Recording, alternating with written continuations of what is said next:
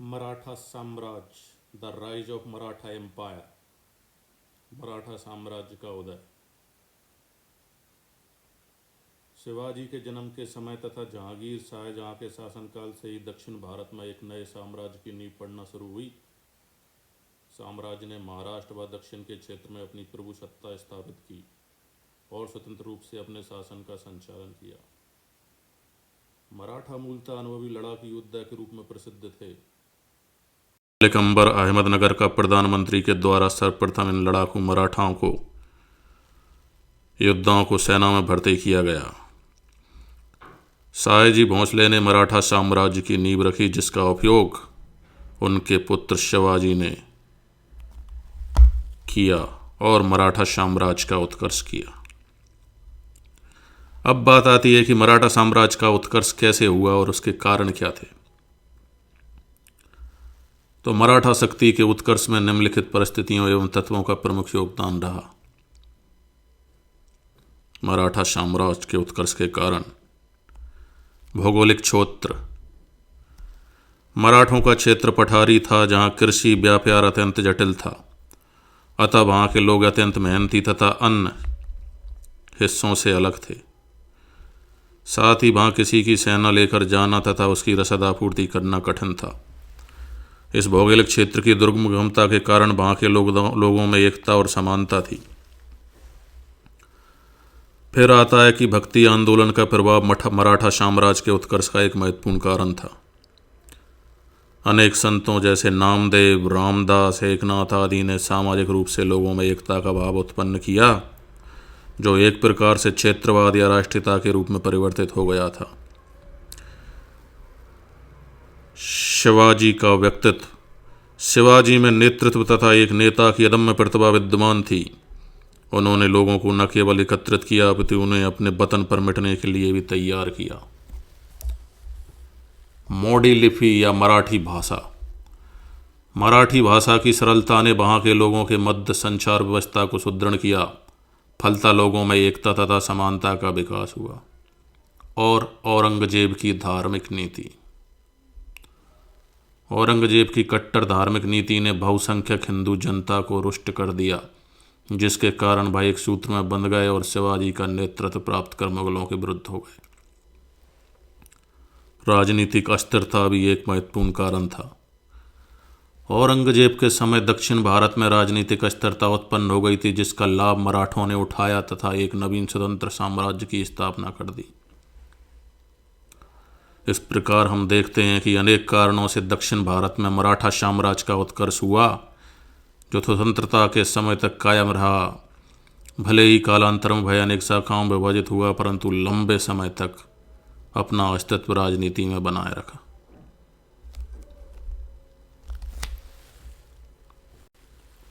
Shivaji the barrier. Shivaji के जीवन परिचय पर नजर डालते हैं। शिवाजी का बचपन।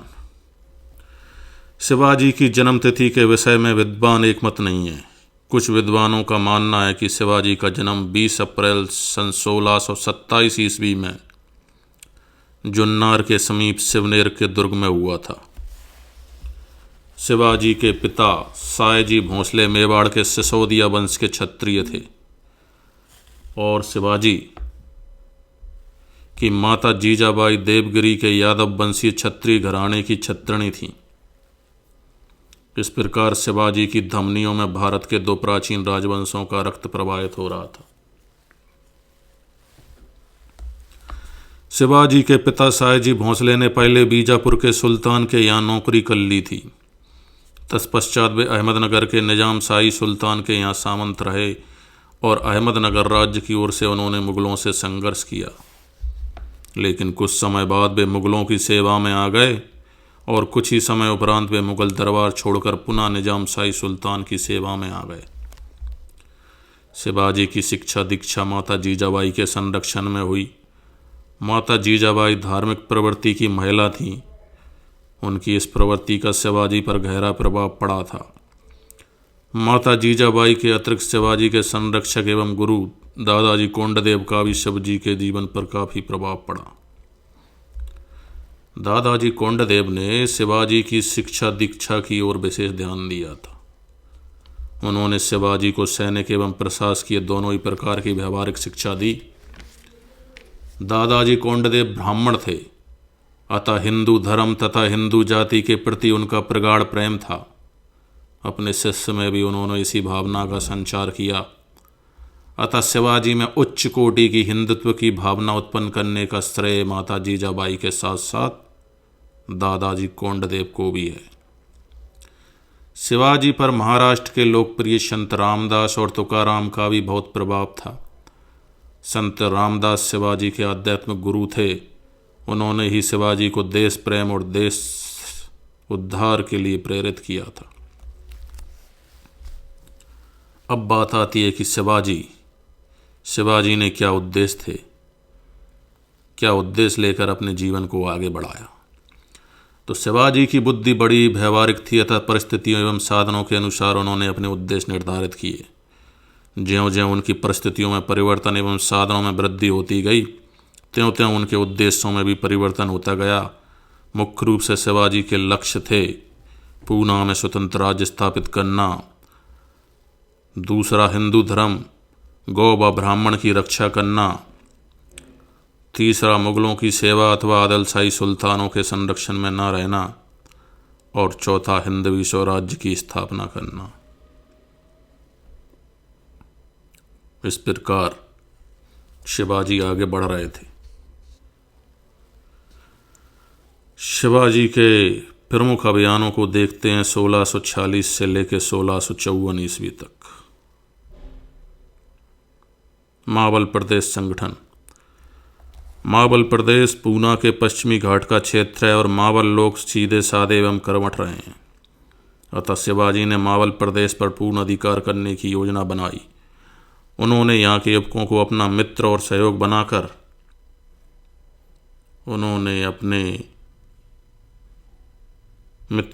बनाकर उन्हें स्वतंत्रता एवं बलिदान की भावना से उत्प्रेरित कर साहसी एवं वीर सैनिक के रूप में संगठित किया। बीजापुर के सुल्तान की दीर्घकालीन रुग्ण अवस्था से बीजापुर का शासन अस्त व्यस्त हो गया था। ऐसी अराजकता की स्थिति का शिवाजी ने लाभ उठाया।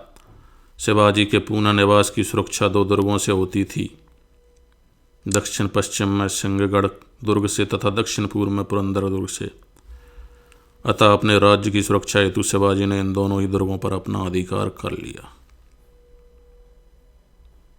इसके बाद जावली पर अधिकार, प्रतापगढ़ पर अधिकार, रोहड़ा दुर्ग पर अधिकार, जुन्नार पर अधिकार, कोंकण कल्याणी और भिवंडी पर आक्रमण और अधिकार, कोलावा क्षेत्र पर अधिकार, सामतवाड़ा पर अधिकार। इस तरह शिवाजी रुके नहीं, बढ़ते ही गए और सब पर अधिकार करते ही गए। अब देखते हैं कि शिवाजी के जीवन या शासनकाल को मुख्य रूप से 4 भागों में विभाजित किया जा सकता है, जिसमें उन्होंने परिस्थिति अनुरूप परिवर्तन कर अपनी स्थिति को सुदृढ़ता प्रदान की। 12 वर्ष की आयु में शिवाजी ने अपनी कार्यस्थली मावल प्रदेश को बनाया तथा उन्होंने प्रारंभिक 6 वर्षों तक मराठा सरदारों को एकत्रित करने का कार्य किया। शिवाजी का प्रथम संघर्ष बीजापुर के आदिलशाह से हुआ। उसके पश्चात 1643 ईस्वी में उन्होंने सिंहगढ़ के किले को जीता। 1648 ईस्वी में शिवाजी ने पुरंदर के किले को भी जीत लिया। 1648 ईस्वी में शिवाजी ने पुरंदर के किले को भी जीत लिया तथा महाराष्ट्र और कोंकण के क्षेत्रों पर अधिकार कर लिया।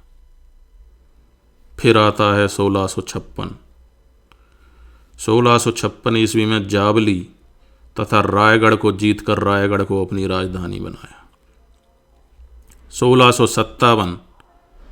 1657 ईस्वी में शिवाजी का मुकाबला पहली बार मुगलों से बीजापुर की सहायता करते समय हुआ था। और बात आती है कि बीजापुर से मुगलों की संधि हो जाने के पर मराठों ने आक्रमण बंद कर दिए। उसके बाद आता है 1659 में बीजापुर के शासक ने मराठों की शक्ति का दमन करने हेतु अफजल खां को शिवाजी के विरुद्ध भेजा, परंतु नाट के ढंग से शिवाजी ने अफजल खां को मार डाला। इसके पश्चात मुगलों की समस्या को देखते हुए शिवाजी ने बीजापुर से शांति संधि स्थापित की। अब आता है मुगलों से संघर्ष। तो शाइस्ता खां से संघर्ष देखेंगे 1663 ईस्वी। औरंगजेब ने अपने मामा शाइस्ता खां को शिवाजी के विरुद्ध भेजा। रास्ते में कत्लेआम मचाते हुए शाइस्ता खां ने कई किलों पर कब्जा कर लिया। पूना दुर्ग में रात्रि के समय शिवाजी ने शाइस्ता खां की सेना पर अचानक आक्रमण किया। परिणामतः शाइस्ता खां का पुत्र मारा गया तथा शाइस्ता खां की उंगलियां कट गईं एवं उसे भागना पड़ा।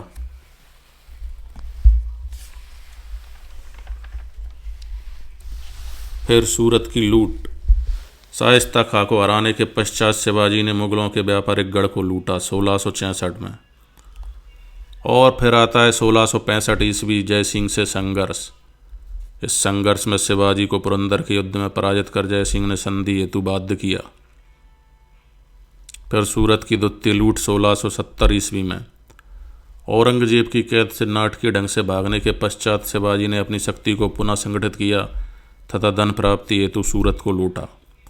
इस तरह कैद से भागने के कुछ समय पश्चात ही शिवाजी ने अपने खोए हुए किलों को मुगलों से प्राप्त कर लिया।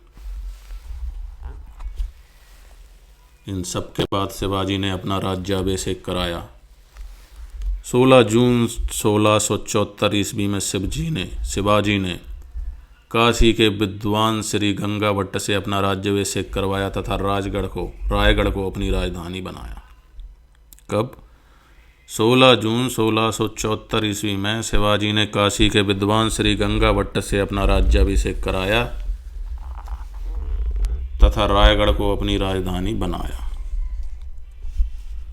मां का देहांत हो जाने के कारण तांत्रिक विधि से निश्चयपुरी गोसाई नामक तांत्रिक से दोबारा अपना राज्याभिषेक करवाया। फिर आता है 1677-78 ईस्वी में कर्नाटक अभियान।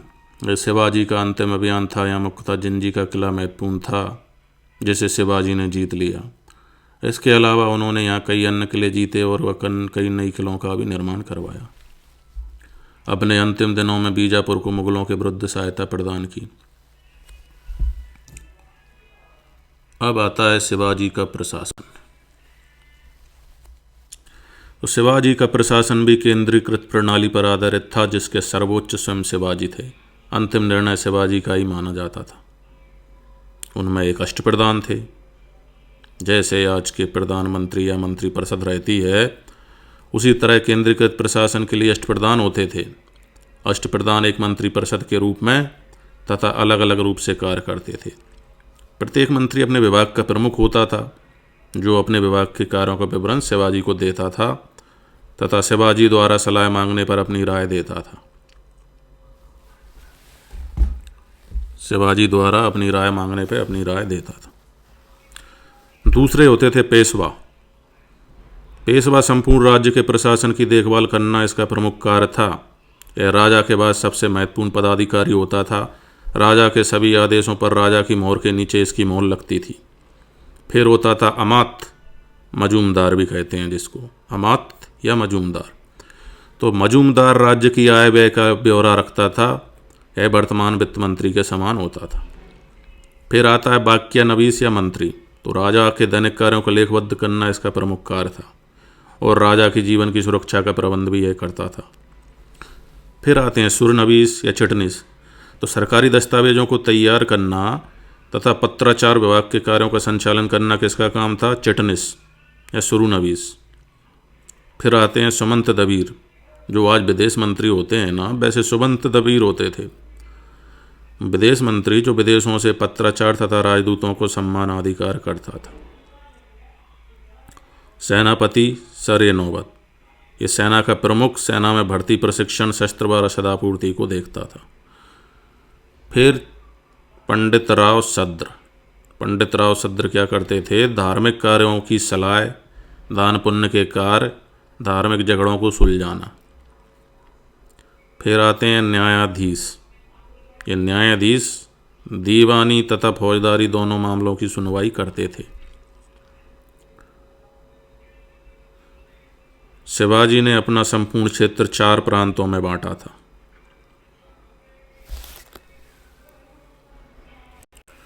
अब बात आती है शिवाजी की भू राजस्व व्यवस्था या राजस्व व्यवस्था। राजस्व व्यवस्था में सबसे पहले आती है भू राजस्व व्यवस्था। तो मुख्य राजस्व कहाँ से प्राप्त होता था? मुख्य राजस्व भूमि कर से प्राप्त होता था। शिवाजी ने अहमदनगर के प्रधानमंत्री मलिक अंबर की भू राजस्व प्रणाली से प्रभावित होकर उस प्रणाली को अपनाया।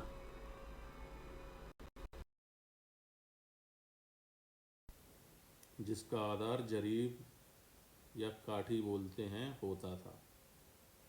उपज के आधार पर भूमि को उच्च मध्य निम्न में विभाजित किया। प्रारंभ में 1/3 भूमि कर निर्धारित था, परंतु बाद में अन्य करों को बंद कर इसे 40% तक कर दिया गया। बंजर भूमि पर कोई कर नहीं था तथा नकद और उपज के रूप में दोनों ही रूप में कर दिया जा सकता। एक था इनके समय चौथ कर। चौथ कर किससे वसूला जाता था? तो पड़ोसी राज्यों से उनकी आय का 1/4 भाग चौथ के रूप में लिया जाता था। इसके बदले इन राज्यों को शिवाजी के आक्रमण तथा लूटपाट से बचने का आश्वासन मिलता था। फिर एक कर था षड्देशमुखी कर। यह उन राज्यों पर लगाया जाता था जो मराठा राज्य के बाहर थे तथा विजय द्वारा प्राप्त किए गए थे। यह कितना होता था? यह 1/10 भूमि कर के बराबर होता था। शिवाजी इसे अपना कानूनी अधिकार मानते थे क्योंकि वह मराठा क्षेत्र के पुश्तैनी षड्देशमुख थे। अब बात आती है सैन्य प्रशासन। मराठों ने अपने अधिकार क्षेत्र को बढ़ाने तथा उसका स्थायित्व प्रदान करने हेतु सैन्य प्रशासन को सुदृढ़ रखा। उसमें उन्होंने कुछ तत्वों को शामिल किया। इनमें सबसे पहले आता है दुर्ग। तो शिवाजी ने कई दुर्गों को विजित किया तथा नवीन दुर्गों का भी निर्माण करवाया। उनके अधिकार क्षेत्र में लगभग कितने दुर्ग आते थे? लगभग 250 दुर्ग शामिल थे और इनके लिए उन्होंने विभिन्न अधिकारियों की नियुक्ति की। तो इसमें सबसे पहले उन्होंने हवलदार की नियुक्ति की, जो कि मराठा जाति का होना अनिवार्य था। फिर सूबेदार थे। सूबेदार कौन थे? किले के नागरिक प्रशासन को देखते थे। फिर तीसरे कारकुन थे। तो किले के गोदामों की देखभाल कौन करता था? कारकुन करता था। तो हवलदार मराठा जाति का, सूबेदार किले के नागरिक प्रशासन, कारकुन किले के गोदामों की देखरेख करता था। अब मराठाओं के पास एक बहुत ही बेहतरीन तोपखाना था। फ्रांसीसियों, पुर्तगालियों, अंग्रेजों तथा युद्ध में लूट के रूप में प्राप्त तोपों का एक छोटा सा जखीरा था इनके पास।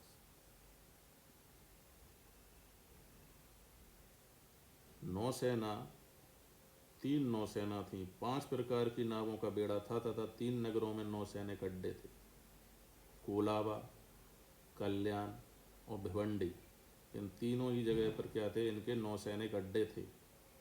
अश्वरोही सेना, ये शिवाजी के सैन्य प्रशासन की सबसे महत्वपूर्ण सेना थी। ये 2 भागों में विभाजित थी। बारगीर, यानी इसे राज्य की ओर से घोड़े एवं शस्त्र प्रदान किए जाते थे। किसको? बारगीर। दूसरे थे सिलेदार, इन्हें घोड़े का एवं शस्त्र का प्रबंधन स्वयं ही करना पड़ता था। पागा, यह शाही घुड़सवार सेना थी जिसे अस्त्र शस्त्र और घोड़े राज्यों की ओर से दिए जाते थे तथा नियमित वेतन प्रदान किया जाता था। इस प्रकार शिवाजी की ये सैन्य प्रशासन व्यवस्था थी। सिलेदार, ये एक नियमित सैनिक थे जिन्हें युद्ध के समय सेवाएं प्रदान करने हेतु नियुक्त किया जाता था। यह अपने अस्त्र शस्त्र और घोड़े स्वयं लेकर जाते थे। राज्य से इन्हें केवल लूटे गए माल में ही हिस्सा प्रदान किया जाता था। एक होती थी पैदल सेना। और पैदल सेना क्या करती थी? इन्हें पायका या पाइक कहा जाता था। प्रत्येक 9 पाइकों के लिए एक नायक नियुक्ति हुआ जाता था और 10 नायकों पर एक हवलदार की नियुक्ति की जाती थी।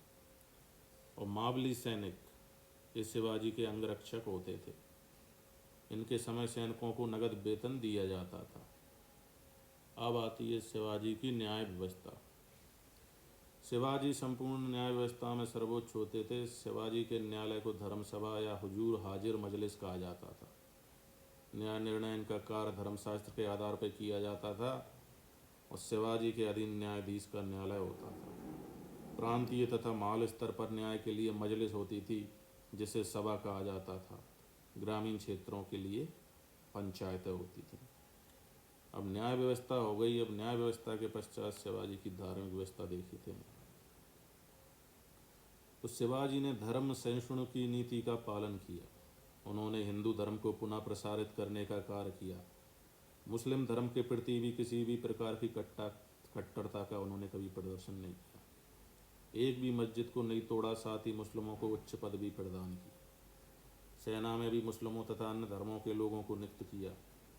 इस प्रकार औरंगजेब के विपरीत धार्मिक सहिष्णुता की नीति अपनाते हुए शिवाजी ने अपने स्वतंत्र राज्य की स्थापना के सपने को साकार किया।